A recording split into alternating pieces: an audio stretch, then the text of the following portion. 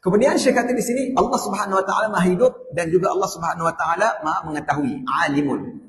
Allah Maha mengetahui. Baik, ilmu Allah Subhanahu Wa Taala maksudnya ialah ia sifat azali.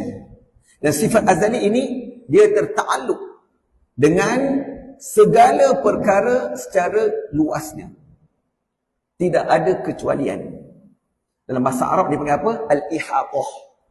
Berangkumi segala-galanya. Jadi ilmu Allah Subhanahu Wa Taala tertakluk kepada setiap perkara secara keseluruhan. Secara apa? Keseluruhan. Dan inilah akidah kita orang yang beriman, orang Islam. Kenapa tuan-tuan yang dirahmati Allah? Kerana orang falsafah, mereka menganggap bahawa Allah Subhanahu Wa Taala punya ilmu dan pengetahuan ialah yang terkait dengan perkara-perkara yang besar.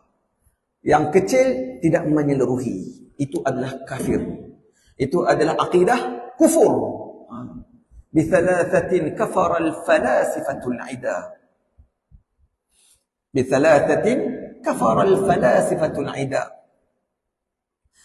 Ma'annaha wahya haqqun musbitah. Dan 3 perkara orang-orang falsafah dihukum sebagai kafir, sedangkan ia adalah perkara yang benar, perkara yang telah sabit daripada Al-Quran dan Sunnah. Pertama sekali ialah mereka menganggap Allah hanya mengetahui perkara kulli, perkara secara jemaah, secara umum, bukan terperinci. Dan yang kedua, mereka anggap bahawa orang-orang yang mati, mereka tak akan dibangkitkan kali kedua. Mereka tak akan dibangkitkan kali kedua. Dan inilah akidah falsafah yang mana ada beberapa segelintir manusia sampai sekarang mereka anggap bahawa azab kubur tidak wujud. Alhamdulillah. Mereka kata apa?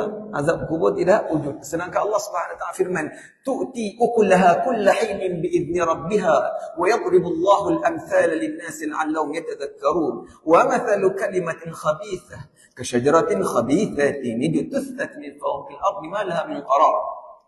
Kemudian yusabbitu Allahu alladhina amanu bil qawli ats-tsabiti fil hayati dunya wa fil akhirah.